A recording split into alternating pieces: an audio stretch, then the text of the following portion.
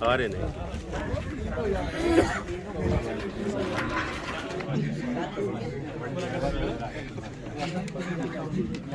ikke-muslimske betjente, der så spørger mig, imamen.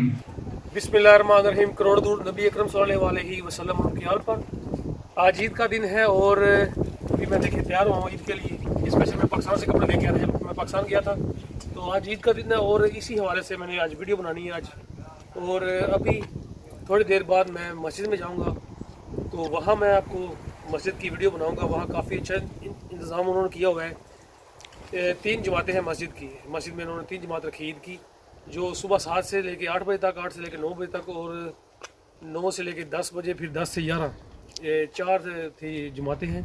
और अभी जो मैं लास्ट वाली को इंशाल्लाह जा रहा हूँ वहाँ 10 से 11, तो अभी मैं वहाँ ईद पढ़ूँगा और इंशाल्लाह वहाँ नाश्ते का भी इंतज़ाम है, नाश्ता का भी दिखाऊँगा। और वहाँ स्टॉल लगे हुए हैं जो ज़कात, फितराना और इसके भी स्टॉल लगे हुए हैं। काफ़ी बड़ा अहतमाम किया हुआ मस्जिद के अंदर उन्होंने, काफ़ी लोग आए होंगे। मैं सारी वीडियो बनाऊँगा मस्जिद की और लोगों से ईद भी मिलेंगे। चलिए मेरे साथ और चलते हैं मस्जिद में और फिर इंशाल्लाह मैं आपको सारा। आज ईद का दिन है और हम ईद पढ़ने यहाँ आए हैं मिनाजुल कुरान ऊपर है डेनमार्क में। और मैं आपको अंदर से भी दिखाऊंगा वीडियो और काफ़ी अच्छा है इंतजाम किया हुआ है, काफ़ी पब्लिक आई हुई है। तो चलिए मेरे साथ करते हैं वीडियो को एंजॉय। तो ये मेरे भाई हैं, भी हम अपनी फैमिली के साथ यहाँ ईद पढ़ने आए हैं और इंशाल्लाह आपको दिखाएंगे यहाँ नाश्ते का भी इंतजाम।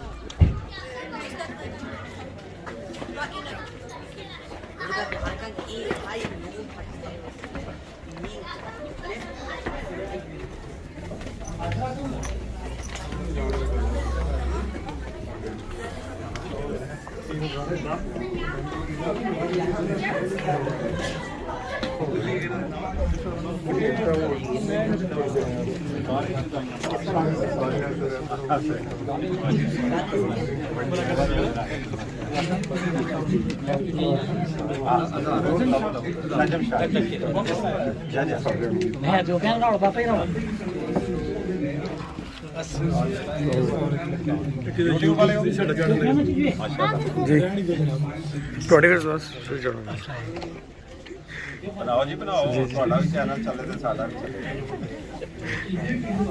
अस्सलाम वालेकुम। ठीक है,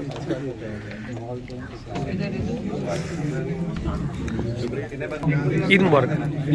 खैर मुबारक। ठीक। Jeg oplever det nogle gange derinde, at jeg får spørgsmål fra folk, der ikke er muslimer, der ikke betjente, ikke muslimske betjente, der så spørger mig, imamen, hvordan kan det være, de er her? Hvorfor er der så mange af dem her? Er de ikke muslimer? Jeg får det spørgsmål. Og man kan sige, jo, de er jo også mennesker, folk laver fejl. De er betjente, der ikke er muslimer. Der bliver forventet af dem, når de kigger på muslimer, en høj standard. De havde ikke forventet det her fra en person, der kom til Jum'ah og kom til fredagsbøn og sagde, at han var muslim og prøvede at praktisere sin bøn osv. De havde ikke forventet, at han skulle lande i fængsel for kriminalitet. Derfor stiller de mig spørgsmålet, hvordan kan det være, at de er her i fængsel? De er jo muslimer, er de ikke? Den højeste. Følg profeten. Skal vi gøre, så der er lighed mellem folk, der er troende og folk, der ikke er troende? Hvad er der mere? Hvordan går I frem til den konklusion? Hvorfor tror I ikke, det skulle være så? Der er ikke den lighed. Der skal heller ikke være den lighed i den forstand. Jo, vi er alle sammen mennesker, vi skal have det fint og alt muligt, men skal man kunne forvente noget af en... Hvis vi ser en muslim, skal vi kunne tænke, ja, ham kan jeg altid stole på, at han taler sandhed. Han siger sandt. Mange af os har måske ikke kendskab til det her, eller måske har vi.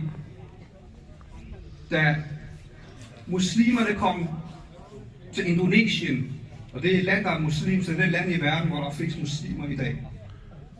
Det land er ikke blevet erobret. Der er ikke kommet en hær og har erobret det, ligesom der sker med Persien, eller Palæstina, eller Egypten. Vores profet sallallahu alaihi wasallam siger selv i en hadith, Ahabbul a'mal inda Allahi adwamuha wa in qad. At den handling, Allah subhanahu wa ta'ala bedst kan lide, er den, der bliver ved, selv hvis det er lidt. Det synes jeg er værd at huske på, inshallah ta'ala, som den sidste bemærkning, jeg har her.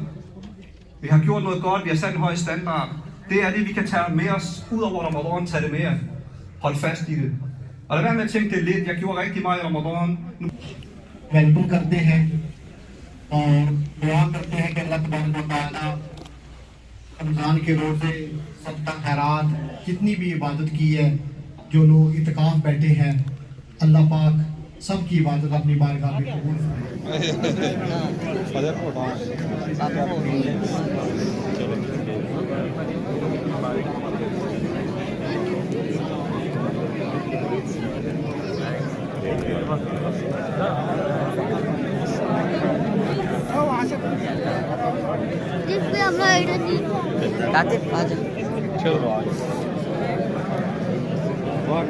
जी बाहर आ जाओ, जल्दी निकल जाओ।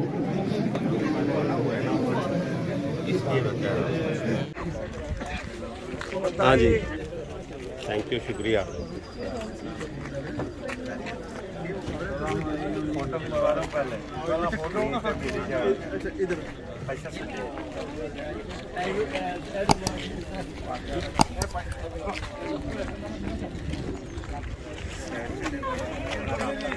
मेला भी है।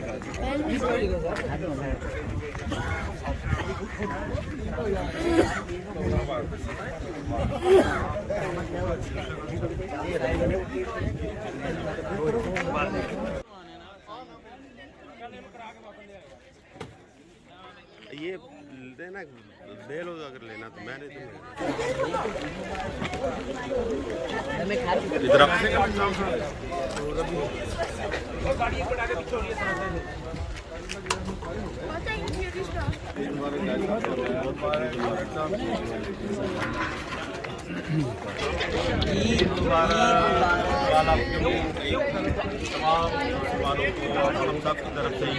खैर मुबारक, आपको भी मुबारक,